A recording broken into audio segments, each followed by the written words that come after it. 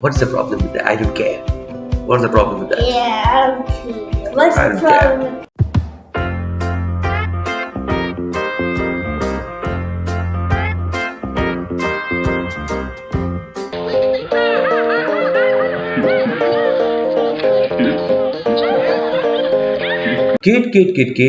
Kids. Welcome back to our channel KidX6 Wisdom. Now the interesting part of this talk is the fact that your favorite Anushri will not be there. I hope you'll enjoy it. Hey! Why would you enjoy me not being there?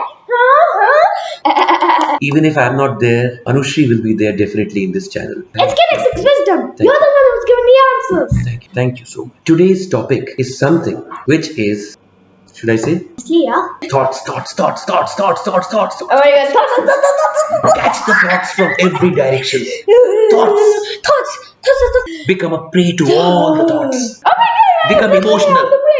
Get angry. Be happy.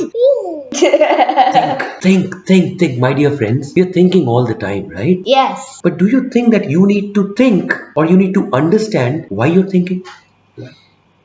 I don't know. Do you think it's ask even that. important for us to understand that we are thinking all the time? Yeah, it is. It is. Why? Let us think. Okay. Let us keep Yeah. on thinking. Yeah. And do all mad actions all the time. Mad action. Well, my dear friends, the topic for today is thoughts and the origin or genesis of thought.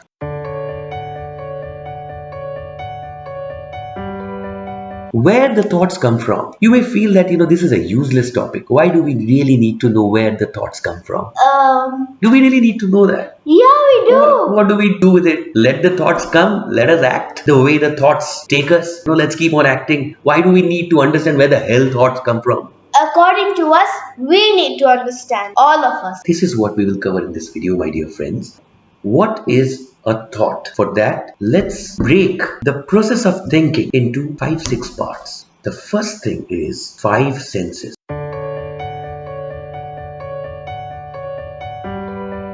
What are the 5 senses? Okay, the 5 senses are sight, hearing, touch, and smelling, and tasting. They are the 5 senses. Yeah. We understand the world or we perceive. You understand what perceive means? No. Perceive means to see and understand. We generally understand the world. We generally perceive the world through the 5 senses.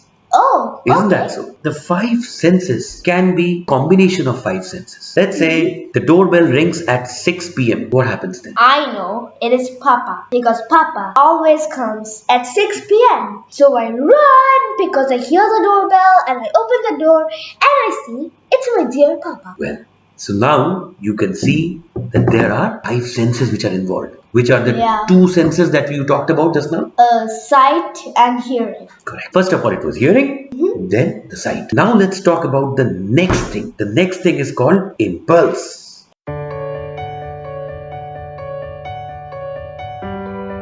Impulse. Impulses are small fraction of thoughts which is triggered by the 5 senses. The moment you hear calling bell, in a fraction of second you know it's Papa Yeah. and that makes you upset. When Papa rings calling bell, you become upset. No, I become so excited and happy. That fraction of second, generates an impulse. The interesting part of impulse is that it can be due to combination of 5 senses. Like Mama is cooking a very good food and you Yeah. can smell it. Mutton curry. oh Mutton God. curry. And that makes you hungry. Yeah. All sorts of impulses are being triggered Oh, all the time, continuously. Now I get it. So you understand the 5 senses? Yeah. You understand the next thing, which is impulses. Impulses are triggered by the 5 senses. Impulses are fraction of thoughts, Fraction of which thought. happens without our understanding. It is triggered by the 5 senses. Yeah. The next thing is the thought itself.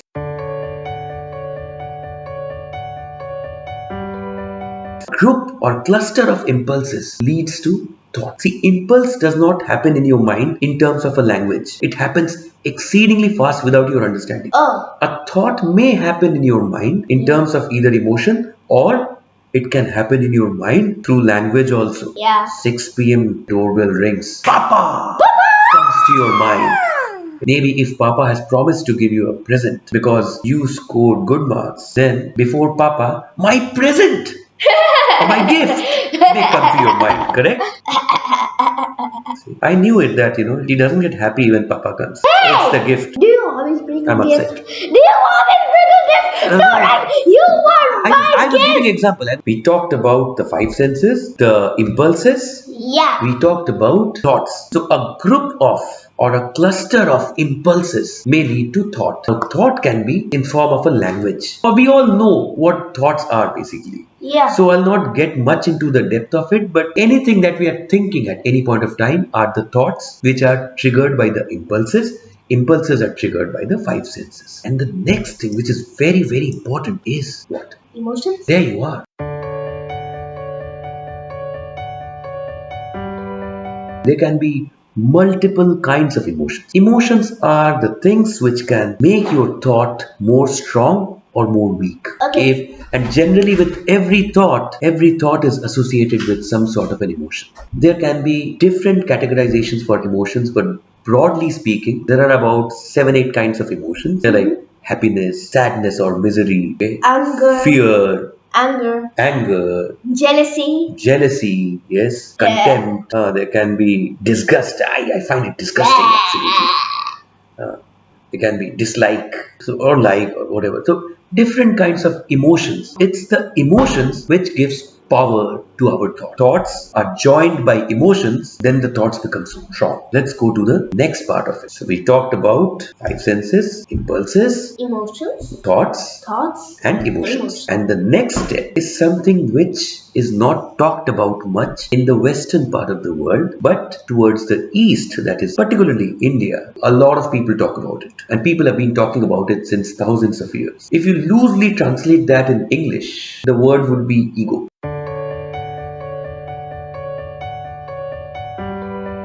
But the Western translation to ego would be something like self-pride, is very egoistic. Is very proud of itself. In Sanskrit, there is a word called aham.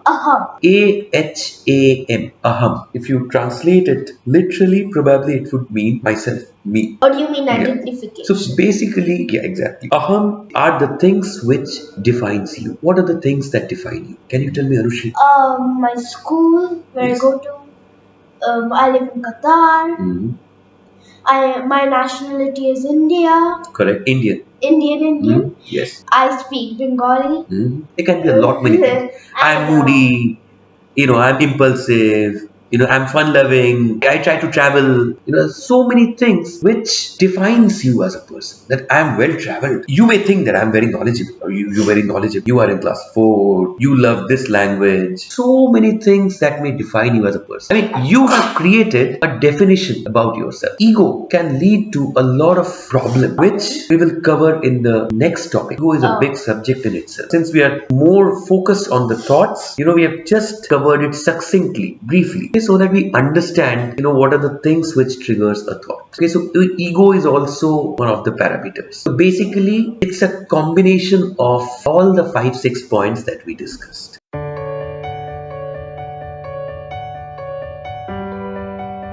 It starts from the five senses, which triggers impulses. Impulses are what? Fraction of thoughts, right? And then cluster of emotions can lead to thought. And again, thought is not within your control. And thought, when combined with emotion, makes the thought very strong, or it can make it very weak. And then there is something called ego. Aham. That defines us as a person. And that is what differentiates me from this little girl. Now that we have understood the genesis of thoughts, let's understand the problems with this.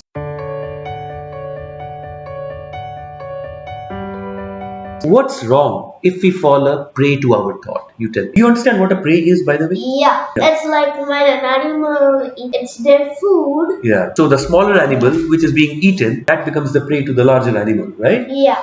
Let's say your thought is an animal, a wild animal, and without realizing, you become a prey to your thought. That means you keep on acting the way your thought directs you to act. Do you think that's a problem? Yeah. Why is that a problem? My mind can be triggered with n number of thoughts and I can keep on acting. I can keep on going here and there. And I can just be governed by my thoughts again and again and again. What's the problem with that? I don't care.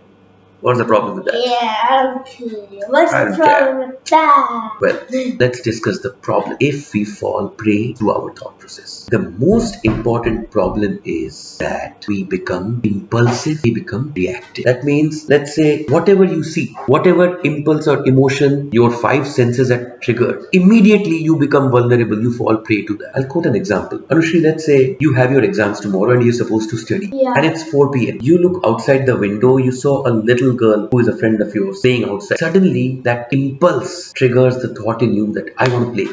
I want to play with her. Yeah. Correct? Yeah. That happens? Yeah. And then the emotion is attached to it. And then Okay. you talk to your mama. You say, Mama, I'm going out. I'm going out to play with my friend who's playing outside. And then mama says, No way. Tomorrow you have your exam. Dare you tell me this? Just get back to your study table, please. Immediately, right now.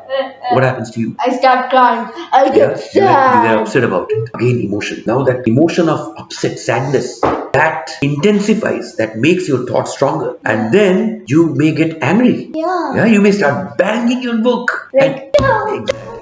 And all these things are happening in your mind without your realization. You have your exam next day. You have not prepared well.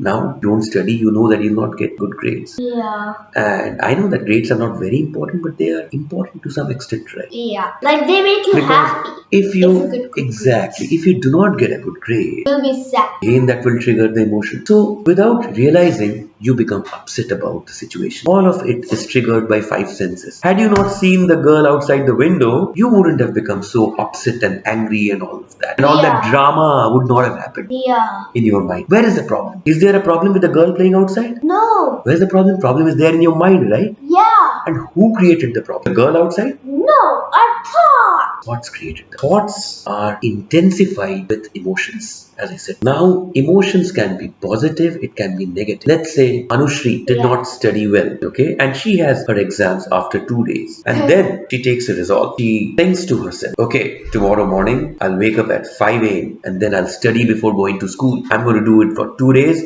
and bang, I'm going to get good marks in my Yeah. exams. Yeah. Alright? That's gonna happen. Yeah, but the thought is not intensified by emotion.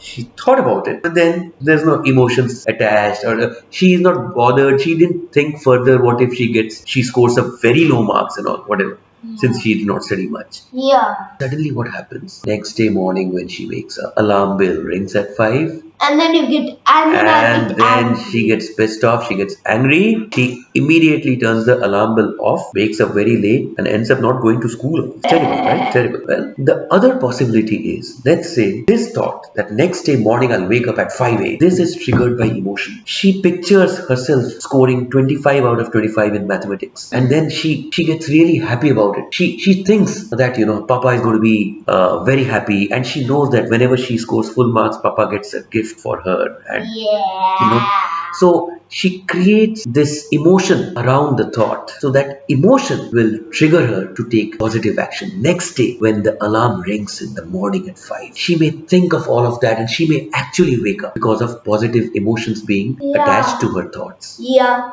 Okay, so this is the power of emotion. Now the thing is how it can be dangerous if we do not understand that we are thinking, or that we are governed by our thoughts. Our emotions, when attached to our thoughts, can make us do all the wrong things. Our emotions can make us do all the right things, they can make us do all the wrong things as well. I'm giving a simple example. There is a poor guy who stands outside your school gate where you and your friends have ice cream from. Let's say.